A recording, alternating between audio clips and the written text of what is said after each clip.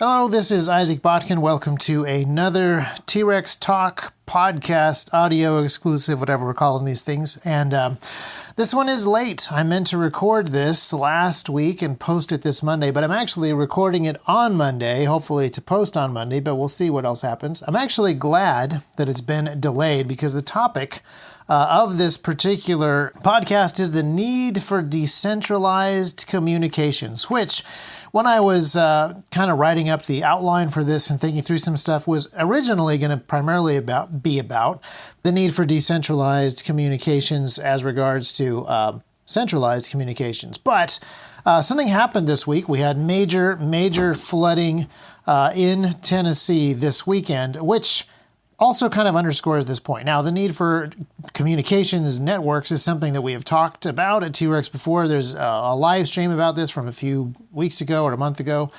And the main point of that is that communications networks are not radio networks. They're not gadgets or equipment networks. Communications networks are networks of people.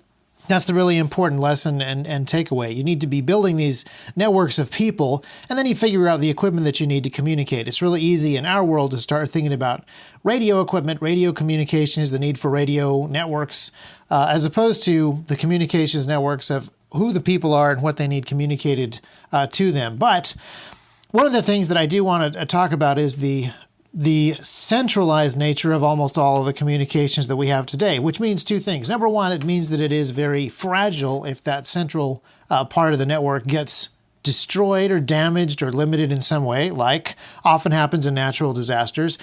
But there's also a reason why you should have decentralized communications, and that is that the centralized authority can be compromised or want to control the information that is in the wild. And I have an example from Connecticut. Last week, the Quinnipiac University, however that's pronounced, they announced that they will impose fines and Wi-Fi restrictions on any students that cannot or will not provide proof of vaccination. That's COVID vaccinations, of course. I almost didn't say that, but then I realized, no, this podcast is basically a pretty decentralized form of communication compared to the other major platforms where you're not allowed to talk about specific COVID vaccination-related stuff. But this is, I can talk about this on this podcast, at least for one episode. We'll see what happens after we post it. But yeah, if you're a student in this university, starting in the fall semester, you will need to provide proof of vaccination. And if you can't or won't, there will be fines, weekly fines that compound. The second week will be a larger fine than the first week and so on. And then also no Wi-Fi. Obviously, this is kind of problematic for, for a couple of reasons. I will go on the record right now and say, hey, don't go to university. At this point, it should be pretty obvious that you don't need to do that. Go to trade school or get a job or get an apprenticeship or start a business or do anything, because at this point, anything is cheaper than tuition and anything has better ROI than a diploma.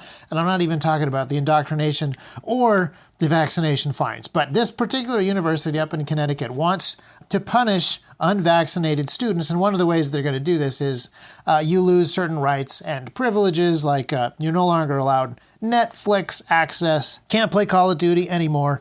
But it could also be a more sinister thing that says that if you don't agree with or comply with government mandates, you will be cut off from sources of information and you will not be allowed to communicate with other people. Now, I don't think that's actually what this Connecticut University is attempting, but that is something that other people have attempted. If you look throughout history, even very recent history, like during Arab Spring, lots of governments turned off internet access and cell phone towers so that the people who were protesting the government had no ability to coordinate and communicate with one another. In fact, this last month, there were massive protests in Cuba. People were chanting freedom and other anti-government slogans, if you recall the headlines.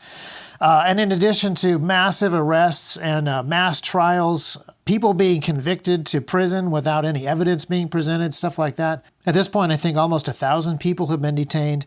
While that was going on, there was also a large-scale jamming of the 40-meter band, something that was aimed at preventing Cubans with radio equipment from making contact with people in the continental United States.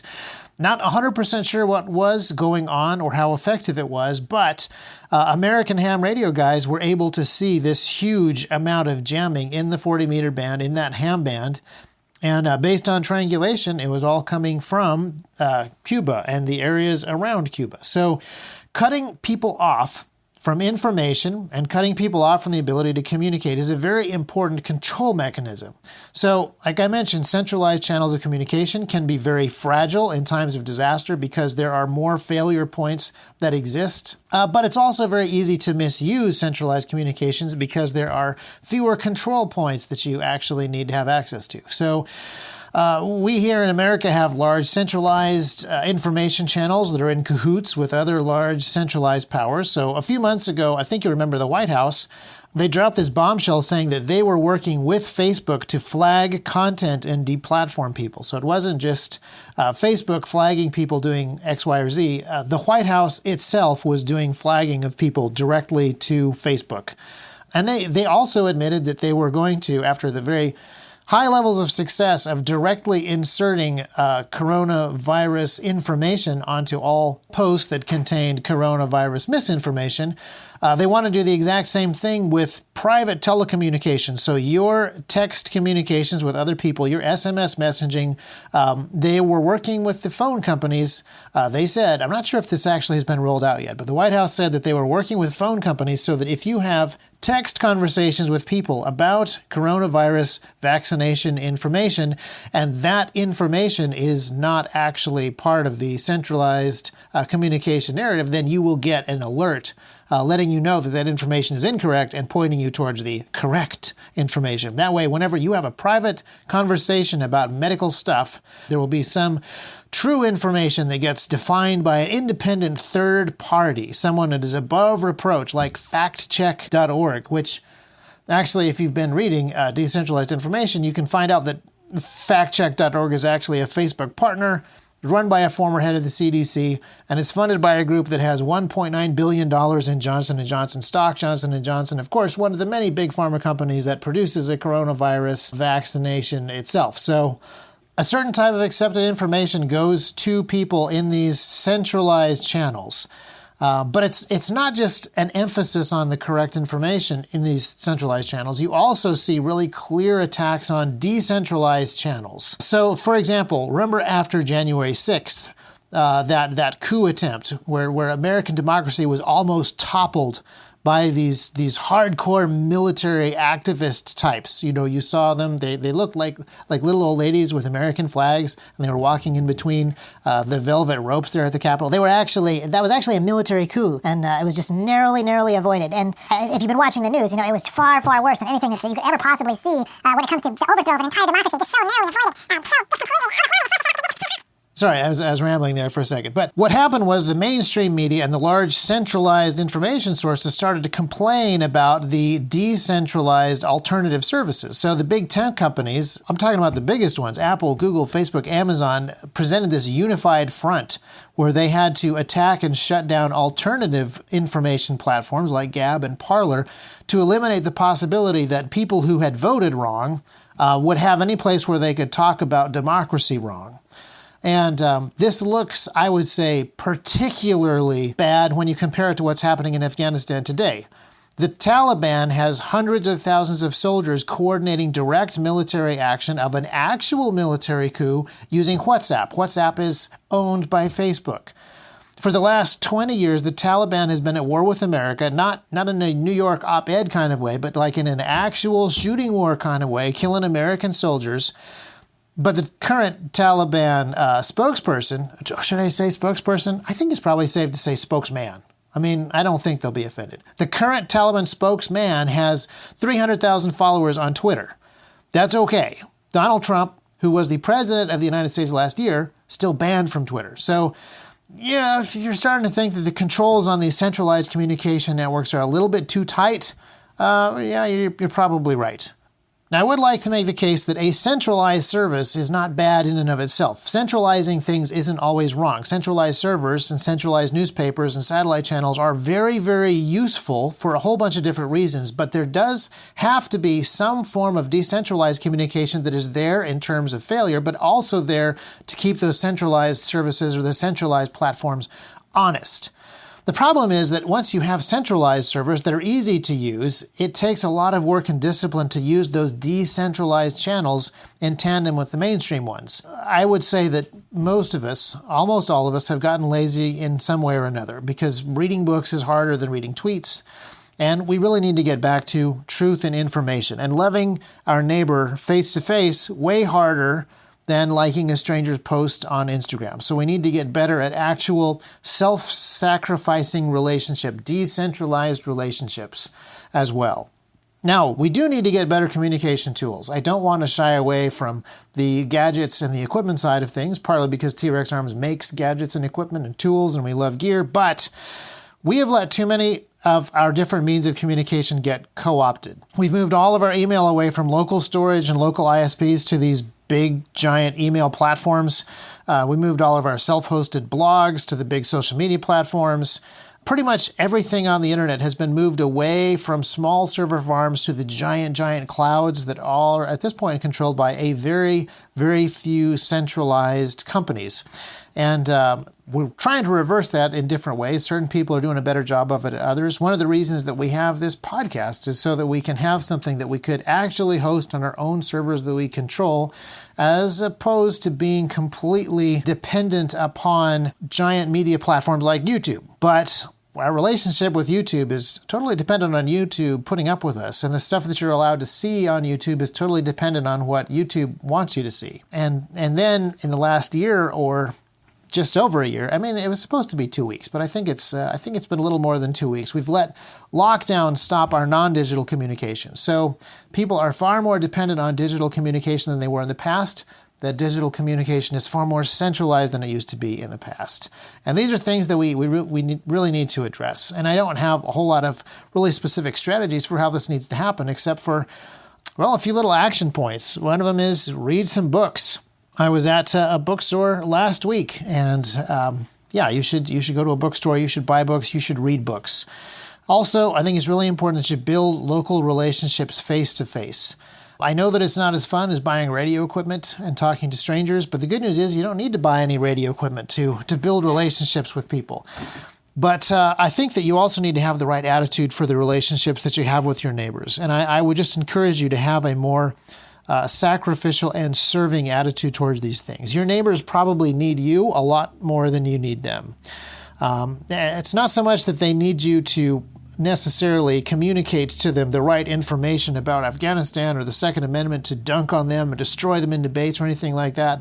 But right now, a lot of your neighbors probably need another human being with a face to be around them. While I was at the bookstore, I actually overheard a girl say to somebody, "Oh my goodness, it's you. I didn't recognize you without your mask on." The ability to rebuild some communications and some local community trust is, I think, really, really important.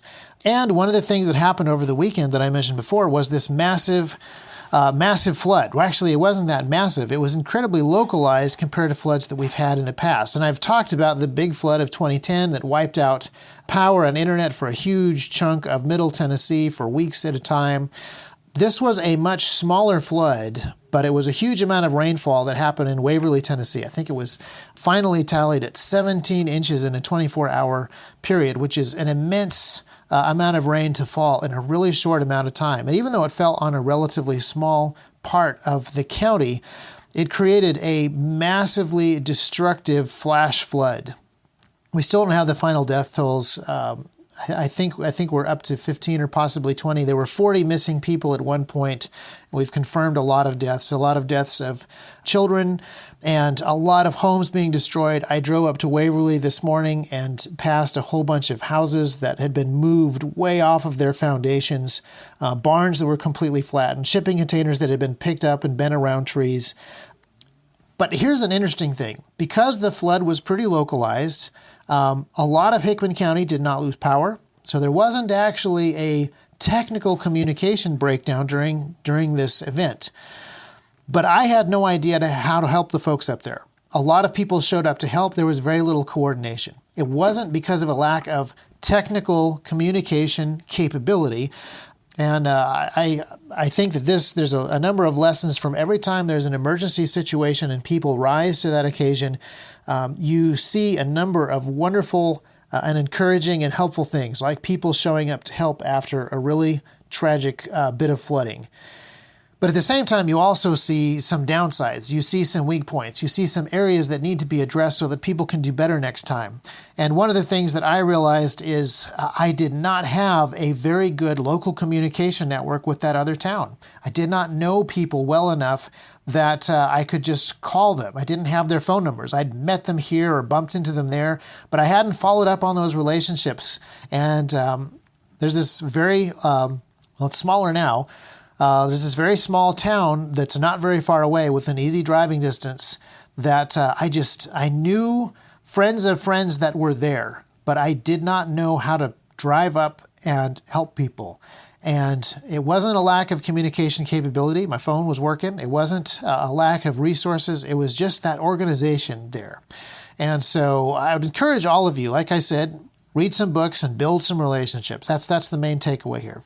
But at the same time, I do want to reemphasize the need for decentralized communications. Even though centralized communication and cell phones did not fail, we really should not take for granted that centralized communication will always be functioning and will always be the best place to go. So I do want to continue to be working on research regarding radios and various other types of decentralized platforms, servers, like grayman.services, and ways of disseminating information that aren't on the big platforms, like podcasts such as this one, but also radio stuff. So as you think about that, I really want you to think about the relationships that you need to have and also some of the tools that you are looking for.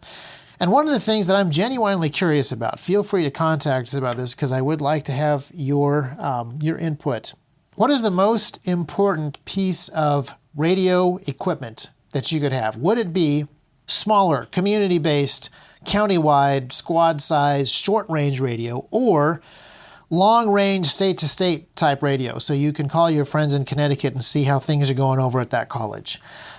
Give that some thought. Think really hard about what it is you're actually trying to accomplish, the information that you actually need, the people that you really need to be communicating with. Yeah, build your communication strategies out from there. So thank you very much for listening to this podcast, and sign up for our newsletter because that is the other way that we can reach you without having to go through the massive big tech companies to let you know when something cool is happening or when cool products are coming. But I'm not going to talk about that because I don't leak products. That's other people in the company's job.